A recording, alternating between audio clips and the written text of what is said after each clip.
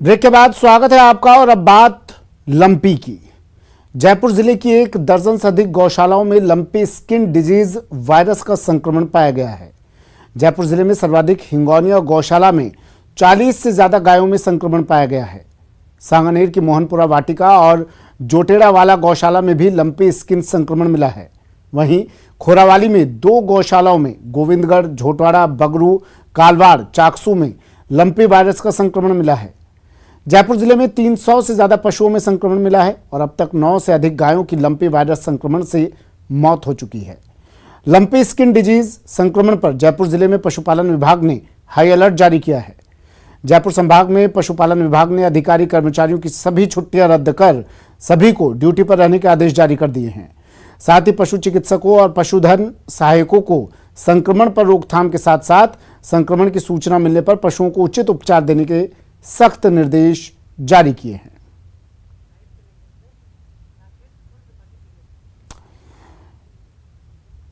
चलिए, मेरे सहयोगी हमारे साथ जुड़ गए हैं, मेहमान भी हमारे साथ कुछ जुड़े हैं। सीधा लिए चलते हैं, आपको जानने की कोशिश करेंगे कि आखिर ये लंपी डिजीज है क्या और अचानक से ये भारत में आती है, अचानक से पशुओं को अपना शिकार बनाती है, कैसे इसकी रोकथाम की जाए।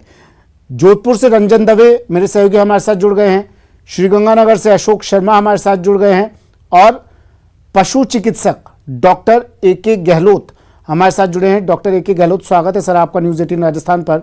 सबसे पहले डॉक्टर ए.के. गहलोत, मैं आपके पास ही आ रहा हूं सर। ये लंपी डिजीज है क्या सर, इसके बारे में कुछ बताइए।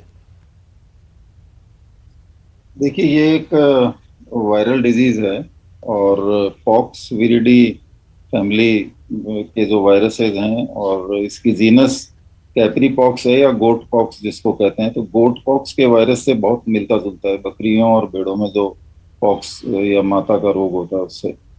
और ये बेसिकली 1970 तक तो सब सहारन अफ्रीकन कंट्रीज तक ही सीमित था। उसके बाद में ये पूरे अफ्रीका में फैल गया और उसके बाद में ये मिडिल ईस्ट कंट्रीज में भी आया, इजराइल में भी आया और फिर ये वायरस चाइना में 2019 में डिटेक्ट किया गया। उसके बाद में बांग्लादेश में आया और 2019 में ही भारत सरकार का पशुपालन विभाग एक्टिव हो गया था और उन्होंने ये आशंका जताई थी और एडवाइजरी भी इशू की थी, जिसको बहुत पुख्ता एडवाइजरी 2 सितंबर 2021 को भारत सरकार ने जारी की थी। तो ये वायरस अभी तक के जो ट्रैक मिल रहा है वो ये मिल रहा है कि बांग्लादेश के बॉर्डर से ये वायरस हमारे गौवंश में और भैंसों में आ गया है जी। और धीरे धीरे ये सभी राज्यों में फैल रहा है। राजस्थान अब एक नया राज्य हो गया है, क्योंकि जो सितंबर 2021 में भारत सरकार ने एडवाइजरी जारी की थी उस समय इस वायरस को असम में, आंध्र प्रदेश में, बिहार, छत्तीसगढ़, गोवा, गुजरात, हरियाणा, इससे बचने, इससे सावधानी कैसे बरतें, बचे कैसे इससे, क्योंकि ये भी कहा जा रहा है कि ये तो कोरोना की तरह एक दूसरे के कांटेक्ट में आने से भी फैल रहा है।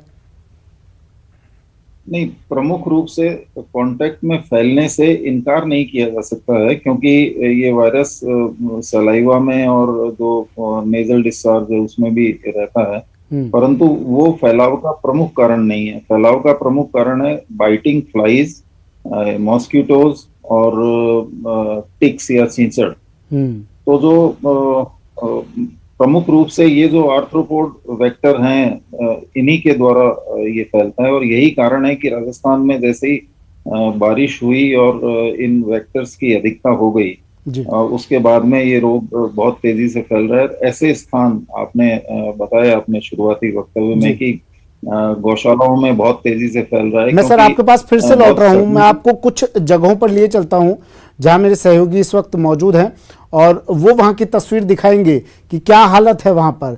जोधपुर लिए चलते हैं सबसे पहले आपको। रंजन, क्या हालात जोधपुर में लंपी डिजीज को लेकर, स्किन डिजीज को लेकर?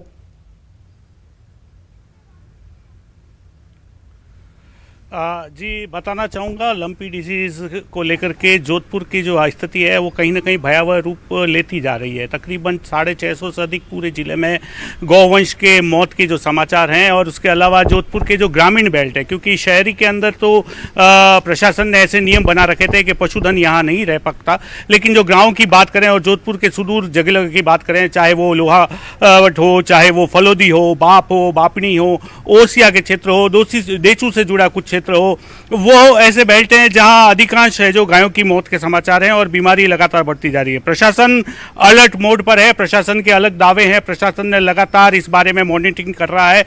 जो पशुपालन विभाग के अधिकारी हैं वो लगातार इस क्षेत्र में सर्वे कर रहे हैं, टीमें उनकी जारी है, चिकित्सक जा रहे हैं, लेकिन मुख्य तौर से जो ग्रामीणों से मेरी बात हुई है तो ग्रामीणों में चिकित्सकों की कमी सबसे बड़ी समस्या बन के उभरी है।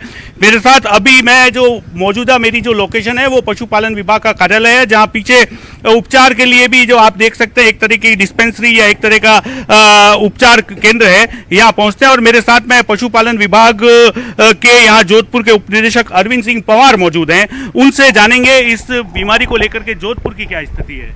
सर, वर्तमान में जोधपुर के अंदर जो हमने सर्वे किया है उसके अंदर लगभग 2,50,000 के आसपास जानवरों का हम सर्वे कर चुके हैं, जिसमें से करीबन 9,000 के आसपास प्रभावित पशु पाए हैं और 9,000 में से अधिकतर पशुओं का इलाज नियमित रूप से हो रहा है और करीबन 4,000 के आसपास जो पशु हैं वो रिकवर भी कर चुके हैं। लेकिन मौतों का जो आंकड़ा है वो करीबन 650 से ज़्यादा का चल रहा है वर्तमान में, और ये ग्रामीण क्षेत्र में ज़्यादा है और ग्रामीण क्षेत्र में ही इस रोग का प्रकोप ज़्यादा है। अपने मारवाड़ में जो है ना सर, जानवरों को स्टॉल फीडिंग जो कहते हैं, बांध के रखने की आदत नहीं है। तो सामान्यतः बरसात का मौसम है, बरसात के मौसम में जानवर बाहर हरा चारा है उपलब्ध है तो उसको खाने के लिए अपने फील्ड में जाते हैं। तो चूंकि जब फील्ड में जाते हैं तो ये जानवर एक जानवर से दूसरे जानवर में बीमारी फैलने की अंदेशा बहुत ज़्यादा है। तो इसको रोकने के लिए सबसे पहले हम सभी पशुपालक भाइयों को ये निवेदन करते हैं कि अगर जो भी प्रभावित क्षेत्र है अपने पशुओं को कुछ दिनों तक घरों के अंदर ही रखें और घरों के अंदर रह के ही उनको हरा चारा बाजार से मतलब खेतों से लाके काट के खिलाया जाए। जो संक्रमित पशु हैं उनके लिए किस तरीके के दिशा निर्देश हैं या क्या हिदायत है? सर, जो संक्रमित पशु हैं उनको तो बिल्कुल बाकी पशुओं से अलग रखना ही रखना है और उनके जो शरीर के ऊपर हैं, अगर उनके दाफड़ वगैरह अगर हैं तो उनके ऊपर कोई भी लोकल एंटीसेप्टिक क्रीम लगा देनी है, हरा चारा उनको देना है, मल्टीविटामिन देने हैं ताकि उनकी इम्यूनिटी लगातार मेंटेन रहे, चारा पाटा नहीं छोड़ें उनको। चूँकि ये एक वेक्टर बोर्न है, मक्खियों से और उनसे दूर रखा जाए ताकि उससे वहाँ से मक्खियाँ अगर दूर रहेंगे तो दूसरे जानवरों के अंदर कीटाणु नहीं जाएंगे। जिस एरिया में वो रह रहा है उसको 2 से 3% सोडियम हाइपोक्लोराइड सोल्यूशन से सैनिटाइज कर दें, साइपरमेथ्रिन का सोल्यूशन डालें ताकि सोडियम हाइपोक्लोराइड का सोल्यूशन तो वायरस को किल करेगा और जो साइपरमेथ्रिन है वहाँ के जो वेक्टर्स हैं, मक्खी मच्छर हैं, उनको किल करेगा ताकि उस पशु से दूसरे विभाग किस तरीके की कार्रवाई कर रहा है? मेडिसिन की बात करें, चाहे कैंप्स की बात करें, विभाग किस तरीके से एक्टिव? सर, वर्तमान में जोधपुर जिले के अंदर लगभग 22 टीमें काम कर रही हैं और सभी को पर्याप्त मात्रा में दवाइयां नियमित रूप से दी जा रही हैं, जो सर्वे भी कर रही हैं। सर्वे के साथ साथ जो प्रभावित पशु हैं उनका इलाज भी कर रही हैं। पालकों को लंपी स्किन डिजीज से बचाने के और इसके जो प्रभाव है उनसे जागरूक भी कर रही हैं और इससे बेसिकली जो पशुपालकों के जो जहन में जो चीज़ है, घबराने की कोई बहुत ज़्यादा ज़रूरत नहीं है, क्योंकि जो मृत्यु दर है वो लगभग 3 से 4% के बीच में ही है और वो भी उन पशुओं में ज़्यादा है जिनकी रोग प्रतिरोधक क्षमता कम है। इसके कारण से तो पशुपालकों को बस अपने को ज़्यादातर ध्यान रखने की यही है कि बाकी पशुओं से अलग रखा जाए। अगर प्रभावित पशु है तो उसको तो बिल्कुल अलग रखा जाए और कुछ दिनों तक अपने पशुओं को भी घर पे ही लाके चारा दें तो अपन उनको प्रभावित होने से बचा सकें। पवार साहब, ग्रामीण इलाकों में भी मैंने बात की है, लोगों से बात की है, जनप्रतिनिधियों से बात की है, स्टाफ की कमी का रोना रो रहे हैं। वो कह रहे हैं चिकित्सक पहुंच ही नहीं पाता तो उपचार कैसे होगा? क्या स्थिति है जो मेडिकल टीम जो है वेटरनरी? सर, बिल्कुल वर्तमान में जो आप बात बता रहे हो, जोधपुर जिले के अंदर स्टाफ की काफ़ी कमी है। मैं आपको बताऊं, जोधपुर में वर्तमान में जो संस्थाएं कार्यरत हैं उनमें 2 पॉलीक्लिनिक्स हैं, 40 प्रथम श्रेणी अस्पताल हैं, 196 अस्पताल हैं और 237 के आसपास उपकेंद्र हैं। इसमें से जो स्थिति अभी हमारे पास वर्तमान में है, उसमें से 40 जो प्रथम श्रेणी अस्पताल हैं, उसमें से 40 प्रथम श्रेणी अस्पतालों में से लगभग 14 अस्पतालों में चिकित्सक के पद रिक्त हैं। इसी तरह से जो 96 पशु चिकित्सालय हैं, उसमें से भी आधे से ज़्यादा पद रिक्त पड़े हुए हैं। साथ ही जो अधीनस्थ स्टाफ है, कंपाउंडर स्टाफ है, जिनका सहयोग हमेशा हम लोगों को बहुत ज़्यादा आवश्यक रहता है, उसके भी लगभग 470 के आसपास स्वीकृत पद हैं, जिसमें पशु चिकित्सा सहायक व पशुधन सहायक के पद हैं। और इन 470 में से लगभग 208 से 10 के आसपास अभी वर्तमान में रिक्त पड़े हुए हैं। जी, पद रिक्त पड़े हैं। एक बड़ा महत्वपूर्ण सवाल, क्योंकि गौधन पशुधन से जुड़ी हुई बात आती है, तो दूध एक महत्वपूर्ण है केंद्र, क्योंकि गाय से दूध उसी की सप्लाई होती है, वही आमजन पीता है। ऐसे में क्या स्थिति रहने वाली है कि दूध को लेकर के क्या या आपको संभव लगता है कि गाय को, भैंसों को, पशुओं को ये बता रहे हैं मक्खी मच्छरों से बचा के रखिए, क्योंकि इन्हीं के जरिए ये रोग फैल रहा है, संभव लगता है? ये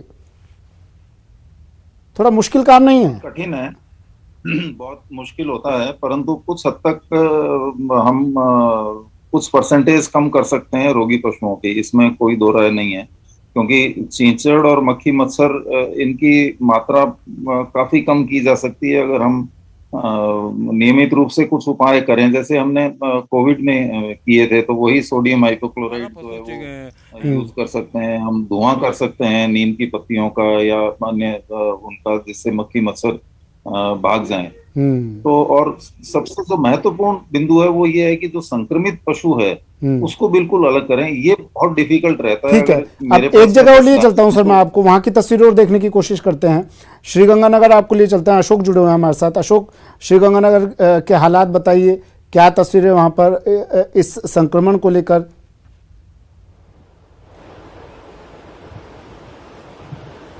देखिए सुमित जी, श्री गंगानगर भी अछूता नहीं है। लंपी स्किन डिजीज से लेकर श्री गंगानगर जिले की बात करें तो ओवरऑल तकरीबन 1000 पशुधन की अभी तक मौत हो चुकी है। इसके साथ साथ हजारों पशुधन इस समय लंपी स्किन से इन्फेक्टेड है। अभी हम श्री गंगानगर की सबसे बड़ी गौशाला श्री गौशाला में ही मौजूद है, और यदि मैं आपको यहाँ का नजारा दिखाएं तो देखिए यहाँ का जो नजारा देखने के बाद एहसास होता है कि वाकई जो स्थिति आज है वो स्थिति अब कल नहीं होने वाली, लेकिन स्थिति बिगड़ने ही वाली है।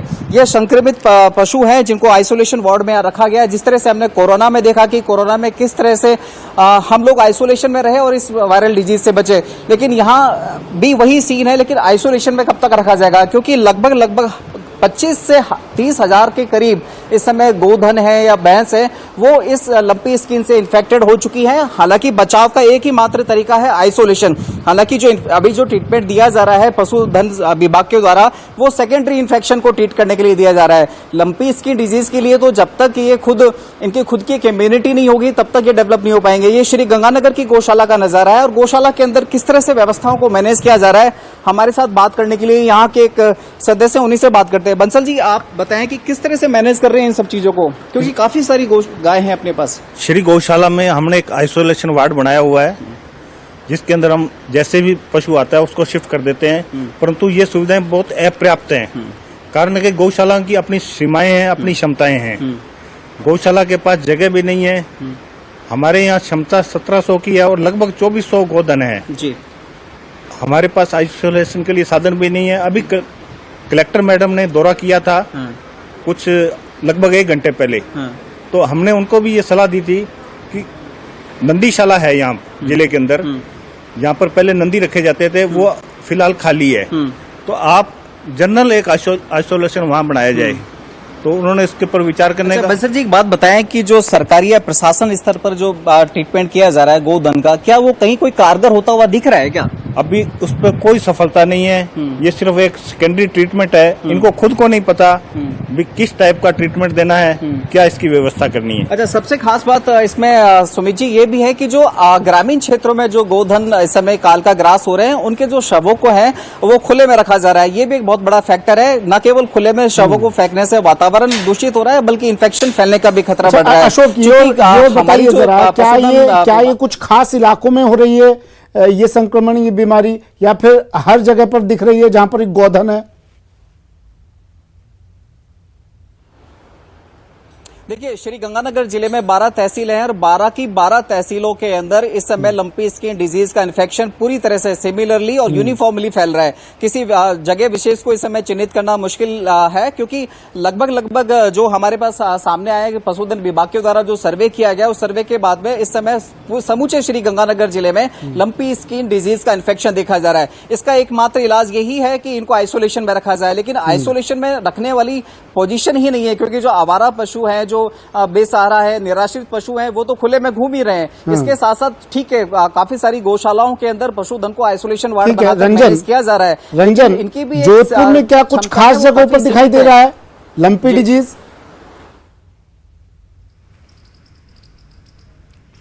जी बिल्कुल, निश्चित तौर पर ग्रामीण क्षेत्रों में अगर बात करें तो फलोदी, बाप ऐसे जो क्षेत्र हैं जहां की बहुतायत में हुई है। उसके आगे अगर बात करें तो जोधपुर की तरफ आते हैं तो बापिणी ऐसा क्षेत्र है। उसके अलावा भोपालगढ़ में अभी नए तौर पर कुछ केसेस सामने आए हैं। उसके अलावा देचू अगर क्षेत्र की बात करूं तो देचू क्षेत्र के अंदर सेखाला तहसील है, वहाँ भी आसपास कई ऐसी गौशालाएँ हैं जिसमें लगातार गौवंश के जो मौत का सिलसिला जारी है। तकरीबन अगर बात करें 650 से अधिक का आंकड़ा मेरे पास जोधपुर के गौवंश के नुकसान का आया है। इसको लेकर के प्रशासन अलर्ट मोड पर है निश्चित तौर पर सुमित, और लगातार ये प्रयास किए जा रहे हैं पशुपालन विभाग की ओर से कि लोगों को समझाइश की जाए। गांव में मेरी जहां बात हुई है वहां लोगों ने इसको लेकर के अलग से क्वारंटाइन सेंटर बनाया है। बिल्कुल जैसा खास इलाके हैं जिसे चिन्हित किया है इस वायरस ने, भाई मैं तो यहीं जाऊंगा? ग्रामीण इलाके खासतौर पर बता रहे हैं मेरे सहयोगी कि वहां ज्यादा नजर आ रहा है ये वायरस।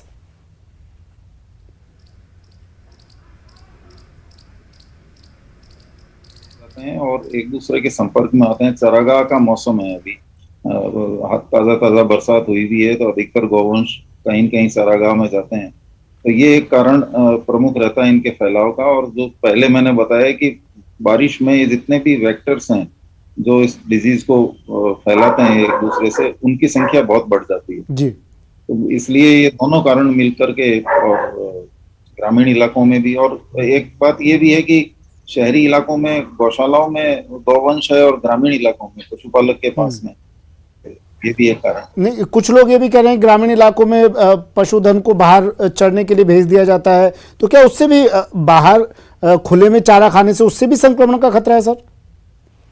क्योंकि गाँव में तो अक्सर यही होता है। वेक्टर से एक्सपोजर के चांसेस वहां ज्यादा होते हैं, क्योंकि वहां संक्रमित गाय भी जाएगी और स्वस्थ गाय भी जाएगी वहां पर। और मक्खियां और मच्छर जो खून चूसने वाले हैं, इनका एक्सचेंज होता है। ये संक्रमित से बाद में जब स्वस्थ पशु को काटती हैं तो वायरस को एंटर कर देते हैं। ये एक प्रमुख कारण है। जी डॉक्टर गहलोत, अब देखिए मेरे पास लास्ट के कुछ ही मिनट बाकी बचे हैं, उसमें आप जल्दी से उन लोगों को, खासतौर पर ग्रामीण लोगों को, किसानों को जिनके पास पशुधन है, किस तरह से बचाव करें, किस तरह से इस वायरस से बचे वो, और अगर हो जाता है उनके पशुधन को ये वायरस संक्रमित हो जाते हैं तो क्या कुछ उन्हें सावधानियां रखनी चाहिए, ये आप थोड़ा बता दें, जानकारी दे दें सर।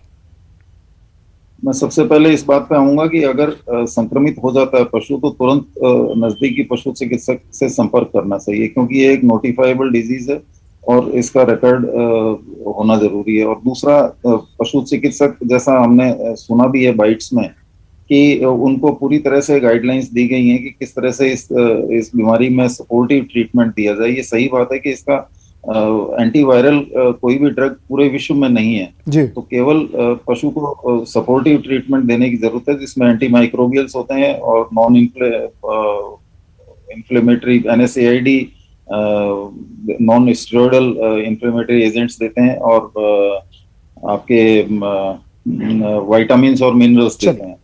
ये देने के बाद में, और पोषण पूरा का पूरा रखते हैं। पशुओं को एक्सपोजर से कम बचाया जाए तो अपने खुद के घर में पशुओं के बाड़े में साफ सफाई पर विशेष ध्यान दें। और बिल्कुल आपकी ये बात लोगों तक पहुंची होगी शायद, ये बात सुनने के बाद और ज्यादा सचेत ग्रामीण लोग हो जाएं, वो लोग हो जाए जिनके पास पशुधन है और वहां पर ये डिजीज, ये संक्रमण फैल चुका है। शुक्रिया डॉक्टर A.K. गहलोत हमारे साथ जुड़ने के लिए, अपना वक्त हमें देने के लिए। रंजन, शुक्रिया आपका। अशोक, आपका भी शुक्रिया हमारे साथ जुड़ने के लिए। तो ये डिजीज अब फैल रही है, गौवंश पर लंपी का कहर बढ़ता जा रहा है, इसे लेकर जरूरत है तो सिर्फ सावधानी की, सचेत रहने की। फिलहाल इतना ही, दीजिए इजाजत, नमस्कार।